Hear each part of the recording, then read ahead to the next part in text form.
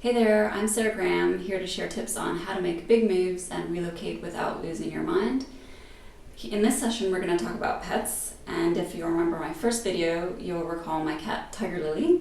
Now, we just adopted this little red thing here called Dragon, and speaking of my first video with Tiger Lily, if you haven't watched that, just pause this video, watch those first three, and come back to this one. And we're back. On the topic of pets, this is a fairly packed chapter in my guidebook that's going to be available in a couple of weeks. But for now, I'm just going to give you my top 3 tips for pre-travel, travel, and arrival in your new destination. Number 1, pre-travel prep. Timing is everything, and you're going to need your health certificates, your rabies vaccination, and getting the microchipping done.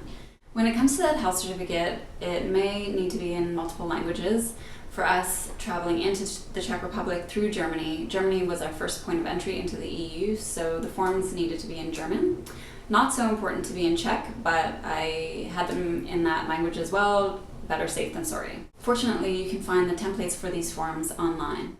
So number 2, feeding your pet in transit. One tip that I picked up, and it worked really well, was to freeze dried food in water. You can do that in an ice cube tray. Just throwing the dried food in there, water, freeze it, and then popping the blocks in a little tub like this.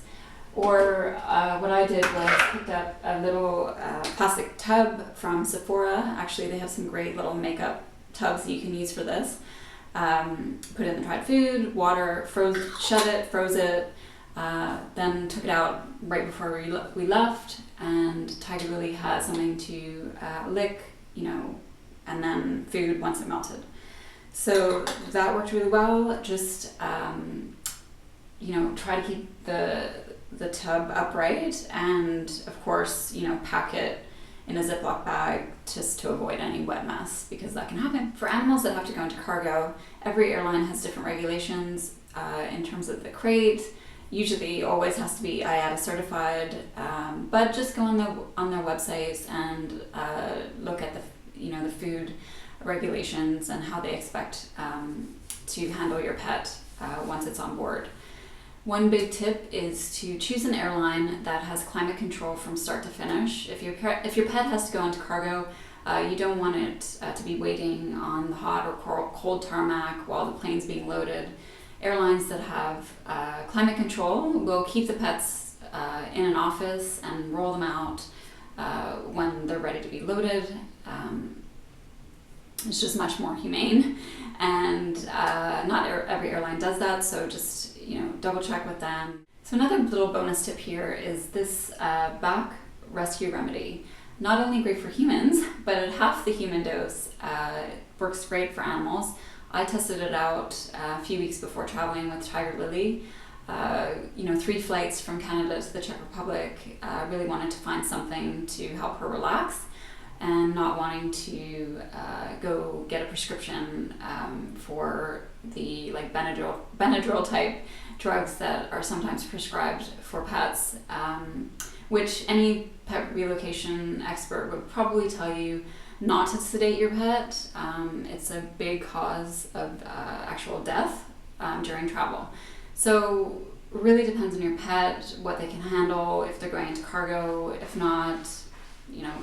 It's all situation dependent, so just do your research and do what you're comfortable with. Number 3, arrival. Now, if you have a cat, you might want to do something that I like to call insta-litter. So just showing you this tub, not for this area size, but just for the height of it. If you can find something that is probably 4 times bigger than this, that would be great. Just fill it half full with litter and pack it with plastic. Make sure it's shut tight in your suitcase, and then you've got something that your cat can use right away when you arrive. Sometimes it can be late when you get to a place, and will save your cat some agony of you fumbling around trying to find things where you don't even know where to shop. I hope those 3 tips and the bonus information are helpful to you. I've got loads more information on how to make travel more comfortable for you and your pet in my guidebook that will be available in a couple of weeks. Please hit the link below and subscribe for updates. There'll be some bonuses around the launch of the e-guidebook. And please do leave questions and comments below. Happy to answer those in the meantime. So thanks so much for watching. I look forward to sharing more about how to make big moves and relocate without losing your mind.